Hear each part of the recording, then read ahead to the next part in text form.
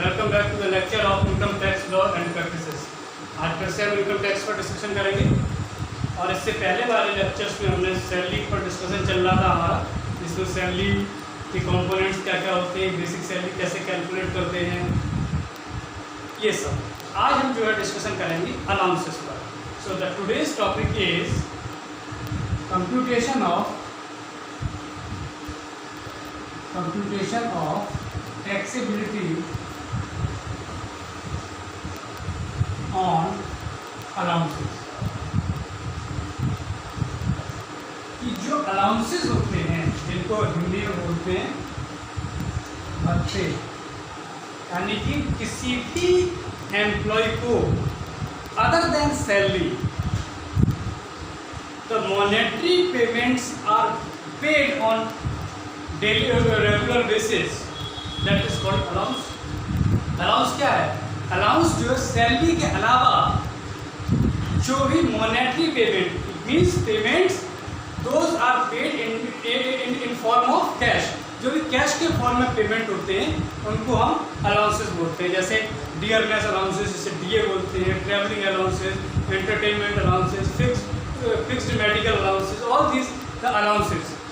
अब इन पर हमें टैक्सेबिलिटी कैलकुलेट करनी है, कितने टैक्सेबल होते हैं, कौन कौन से अलाउंसेस टैक्सेबल नहीं होते हैं, और अगर कोई टैक्सेबल होता है तो उससे कितना पोर्शन टैक्सेबल होता है, कितना पोर्शन एग्जेम्प्टेड होता है। ये सारी चीज़ें आप अब अलाउंसेस में डिस्कस करोगे।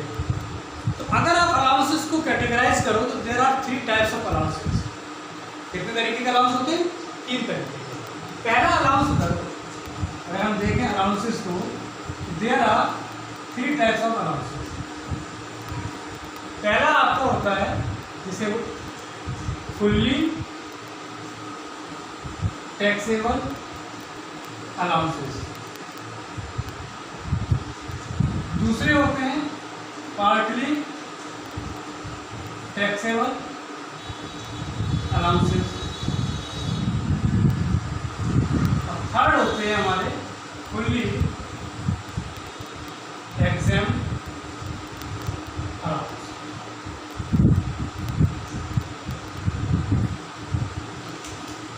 These are the types of allowance। पहले हमारे हो गए फुली टैक्सेबल अलाउंस, दूसरे हो गए पार्टली टैक्सेबल अलाउंस, और थर्ड हो गए हमारे फुली एग्जेम्प्ट अलाउंस। अब जो फुली टैक्सेबल अलाउंस हैं उनके पूरे हिस्से पर टैक्स लगता है, यानी कि जो अलाउंसेस फुली टैक्सेबल अलाउंसेस की कैटेगरी में आते हैं उनके पूरे अमाउंट पर टैक्स लगता है। जैसे मान लीजिए एक डियरनेस अलाउंस है, एक मान लीजिए, अभी और भी लिखाऊंगा लेकिन फॉर एग्जांपल एक ले लीजिए डियरनेस अलाउंस, जिसे हिंदी में बोलते हैं महंगाई भत्ता। तो डियरनेस अलाउंस जो है वो फुली टैक्सेबल अलाउंस की कैटेगरी में आता है।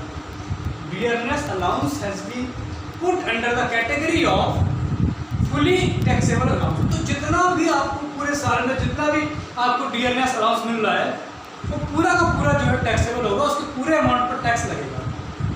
तो कोई कैलकुलेशन करने की जरूरत नहीं है। जितना भी पूरे एक during the previous financial year जितना भी आपको डियरनेस अलाउंस मिलता है, जितना भी आपको महंगाई भत्ता मिलता है, उसके पूरे अमाउंट पर आपको टैक्स देना होगा। So there is no need to calculate, इतना अमाउंट मिलेगा उसको पूरे पर टैक्स लग जाएगा। दूसरा आता है पार्टली टैक्सेबल अलाउंस। इसका एक पोर्शन जो है वो टैक्सेबल है और कुछ पोर्शन एग्जेम्प्ट है। जैसे फॉर एग्जांपल आप ले लो house rent allowance, house rent allowance, इसको हिंदी में बोलते हैं मकान किराया भत्ता। तो जो हाउस रेंट अलाउंस होता है, यानी कि अगर आप मान लीजिए एम्प्लॉई हैं और आपको जो है कंपनी ने आपको कोई अकोमोडेशन प्रोवाइड नहीं किया है, रहने की कोई व्यवस्था नहीं की है, आपने खुद से किराए पर कोई मकान ले लिया है और उसको कंपनी कॉम्पनसेट करती है और आपको जो है उस पर किराए के लिए आपको एक भत्ता देती है, जिसको बोलते हैं हाउस रेंट अलाउंस। इसको शॉर्ट फॉर्म में बोलते हैं HRA। बहुत कॉमन टर्म है, बहुत सुना हुआ टर्म है HRA।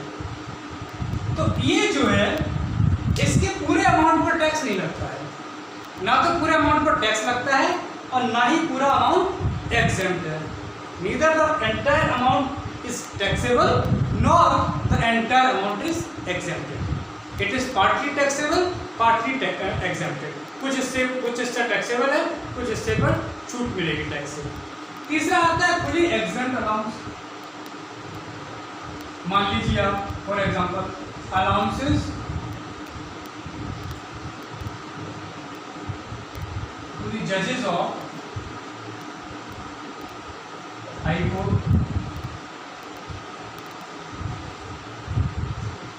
फुली एग्जेम्प्ट अलाउंस कौन से होते हैं?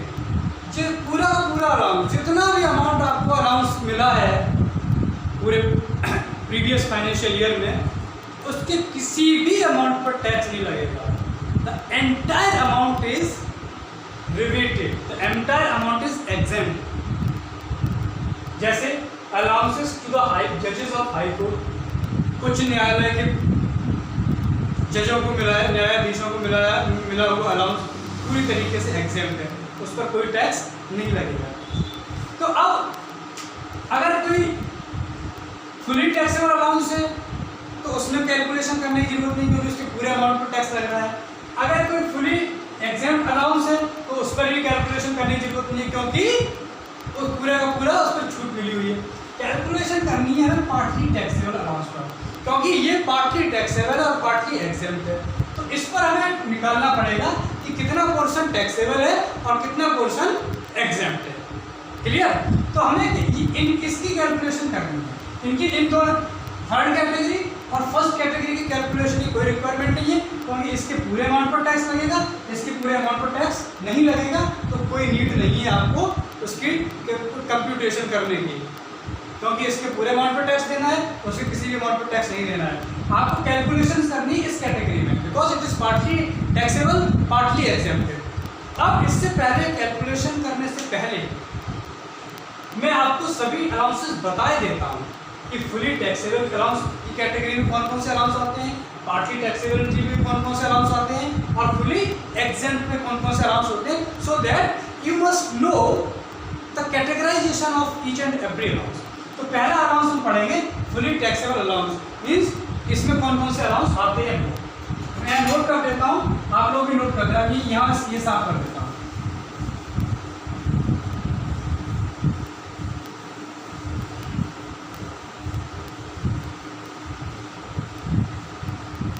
सबसे पहले लिखिए first category fully taxable allowance.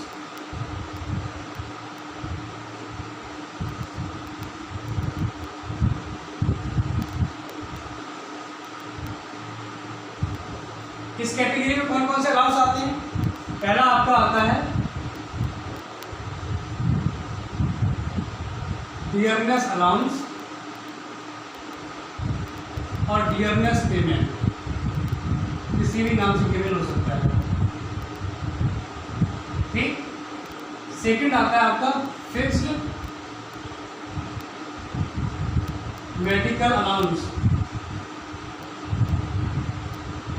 Third आपका आता है सर्वेंट्स अलाउंस।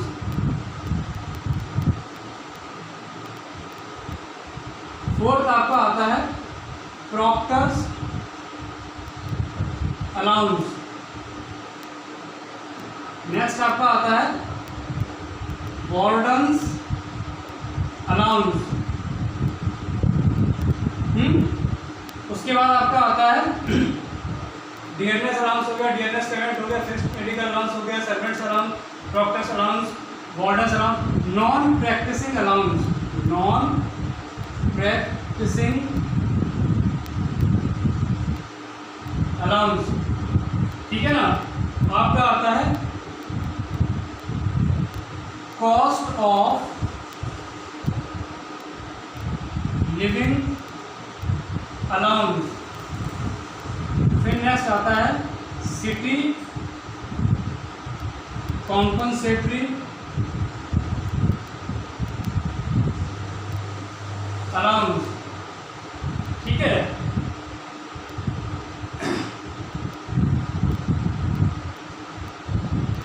नेक्स्ट आपका आता है लंच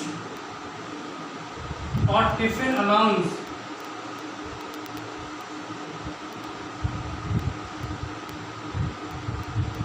नेक्स्ट आपका आता है डेपुटेशन अलाउंस।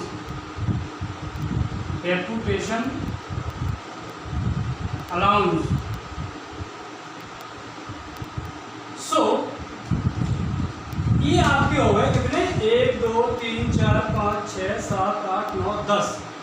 ये 10 तरीके के जो अलाउंस हैं वो हमारे किस कैटेगरी में आते हैं, फुली टैक्सेबल अलाउंस। अगर इनमें से कोई अलाउंस आपको मिल रहा है, if any of the allowance under fully taxable allowance, it means इसके पूरे अमाउंट पर टैक्स लगेगा, आपको पूरे अमाउंट पर टैक्स पे करना पड़ेगा। इनमें से अगर कोई अलाउंस आपको मिल रहा है तो कोई कैलकुलेशन करने की जरूरत नहीं है। अगर आपको इनमें से कोई भी अलाउंस मिल रहा है, पूरे साल में जितना भी आपको अलाउंस मिला है उसके पूरे अमाउंट पर आपको टैक्स पे करना पड़ेगा। अब दूसरा, इसे आप नोट कर सकते हैं, मैं इसको साफ कर देता हूँ। दूसरा है partly taxable allowance. Second one is partly taxable allowance.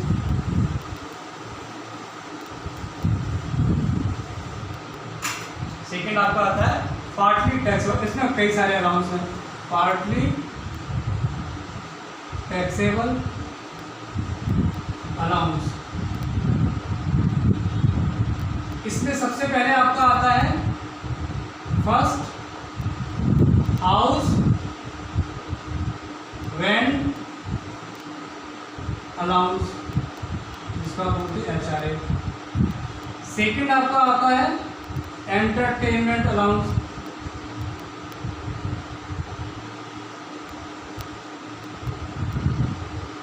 ठीक। थर्ड आपका आता है travelling allowance.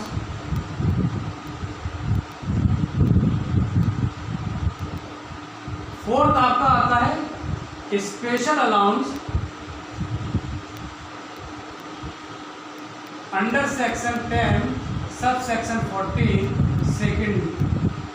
Special allowance under section 10 sub section 14 second.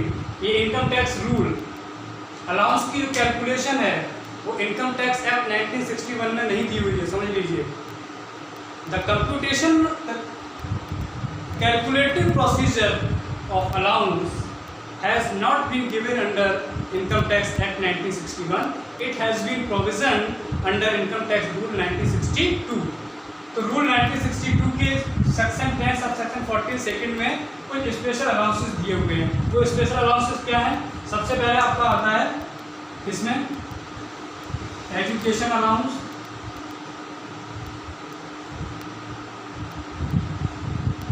Second आपका आता है हॉस्टल अलाउंस,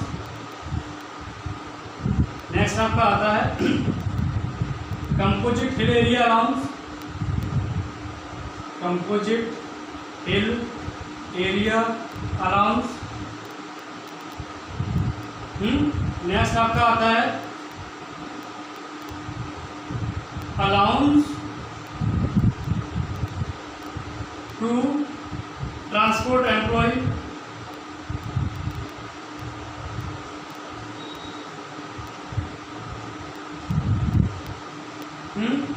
नेक्स्ट आता है ट्रांसपोर्ट अलाउंस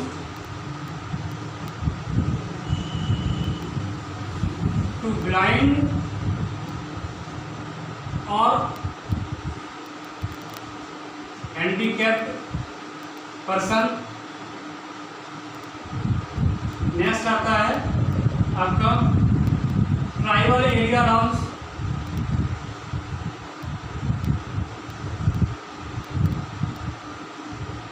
उसके बाद स्पेशल कॉम्पनसेटरी अलाउंस। ठीक, नेक्स्ट आता है और इसी में चल रहे हैं स्पेशल अलाउंस में। नेक्स्ट आपका आता है compensatory field area allowance,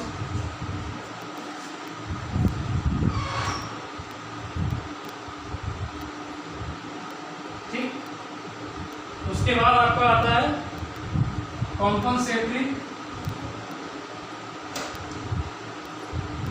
modified field area allowance,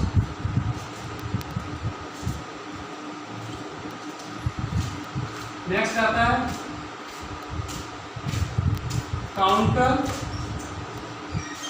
insurgency allowance,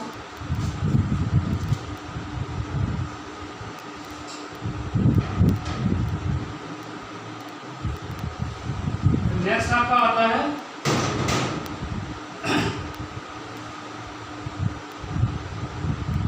underground allowance,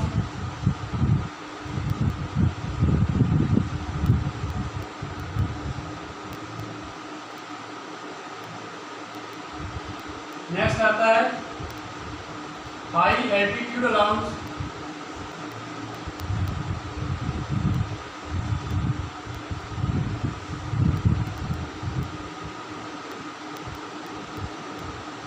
next आता है इनलैंड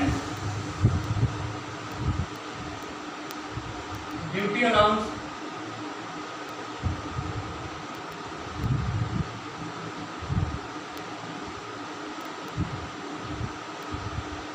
नेक्स्ट आता है आपका highly active field area allowance. ये थे नंबर 4 की कैटेगरी में। अब नंबर 5 है रेट्रेंचमेंट अलाउंस।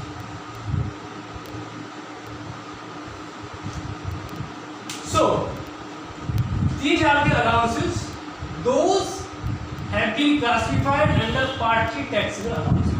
अगर इसमें से कोई आपको अलाउंस मिलता है तो ना तो उसका पूरा का पूरा एग्जेम्प्ट है और ना ही उसके पूरे अमाउंट पर टैक्स लग रहा है। इट इज पार्टली टैक्सेबल और पार्टली एग्जेम्प्टेड। अब यही हमें कैलकुलेट करना है कितना पोर्शन उसका टैक्सेबल है और कितना पोर्शन जो है उसका एग्जेम्प्ट है। अब उससे पहले आप जो है फुली एग्जेम्प्ट अलाउंस और देखो कि फुली एग्जेम्प्ट अलाउंसेस कौन कौन से हैं, वो और एक बार बता दूं, फिर इसकी मैं कैलकुलेटिव पोर्शन पढ़ाऊंगा।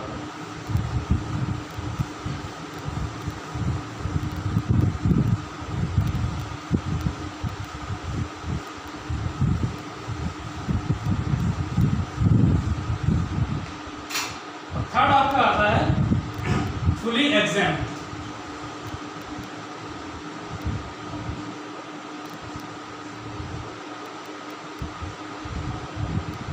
इसमें फर्स्ट है आपका कार और कन्वेंस अलाउंस, कार और कन्वेंस अलाउंस। नेक्स्ट आपका आता है फॉरेन अलाउंस,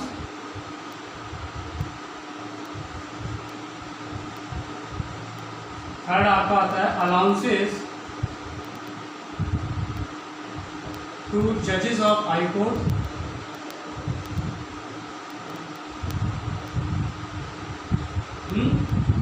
नेक्स्ट आता है allowances received by a teacher or professor from SAARC states। Next आपका आता है टूर अलाउंस, ठीक।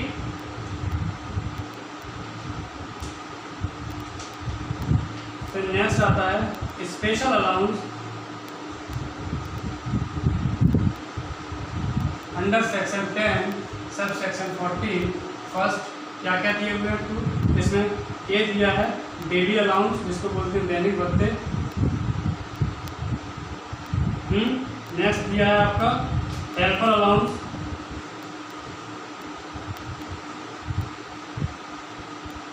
नेक्स्ट आपका दिया हुआ है academic allowance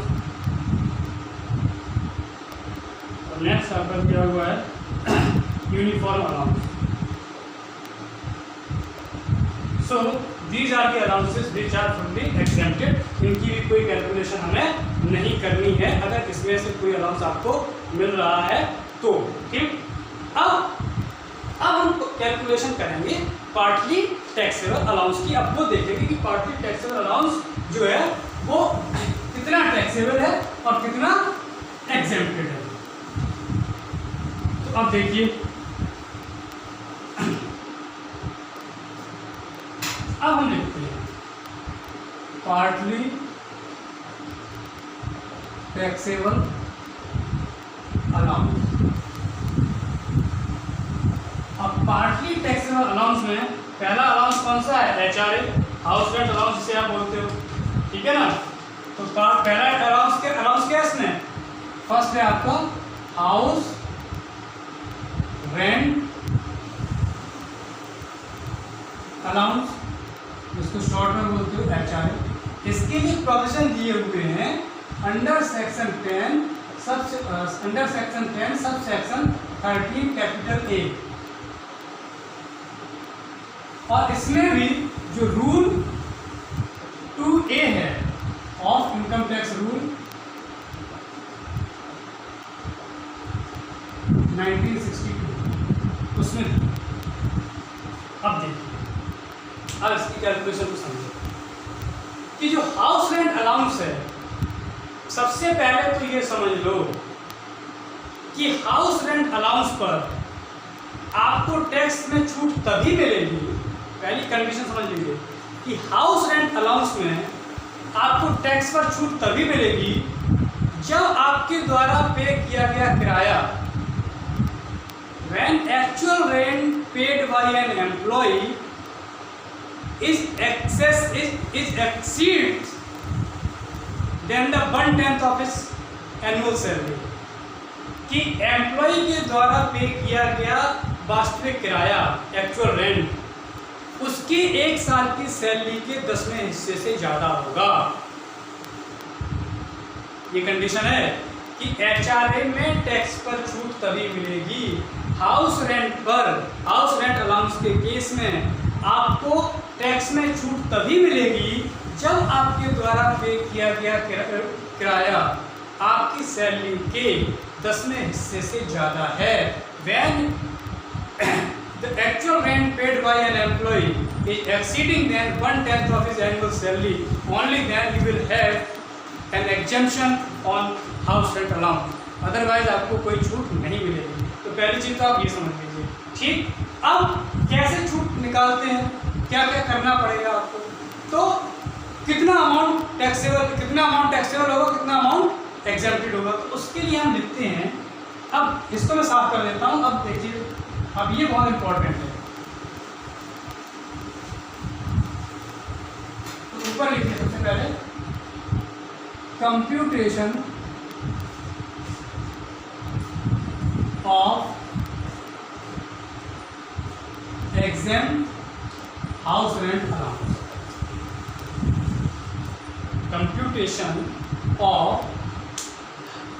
computation of exempt house rent allowance. तो सबसे पहले लिखते हैं least of the following amount is exempted. यहाँ मान लीजिए अमाउंट है। ठीक, इसका क्या मतलब है? Least of the following amount is exempted. इसका मतलब है कि जो अब मैं यहाँ अमाउंट लिखूंगा, जो भी अमाउंट होंगे उसमें जो सबसे कम अमाउंट है उस पर ही छूट मिलेगी। ज़्यादा वाले अमाउंट पर छूट नहीं मिलती है, कम वाले अमाउंट पर छूट मिलती है। अदरवाइज तो गवर्नमेंट को लॉस हो जाएगा अगर वो ज़्यादा वाले अमाउंट पर छूट देगी। तो least of the following amount is exempted. अब वो अमाउंट कौन कौन से हैं वो समझिए। पहला है, first one is actual rent actual HRA house rent allowance receive. कितना आपने रिसीव किया वो। ठीक, कितना हाउस रेंट अलाउंस आपने रिसीव किया वो अमाउंट। सेकेंड है rent paid by an employ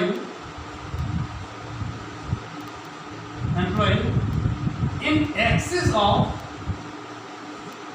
1/10 of his salary during the relevant period. relevant period से मतलब है previous year. ठीक. अब तीसरा है 50% of his salary if the accommodation of employee is situated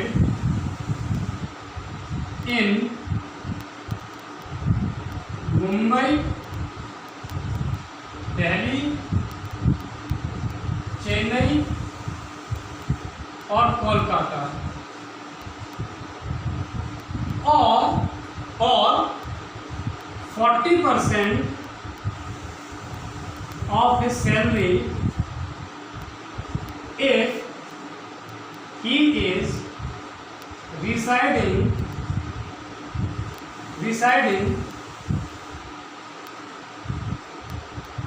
other parts of the country या other cities of the country.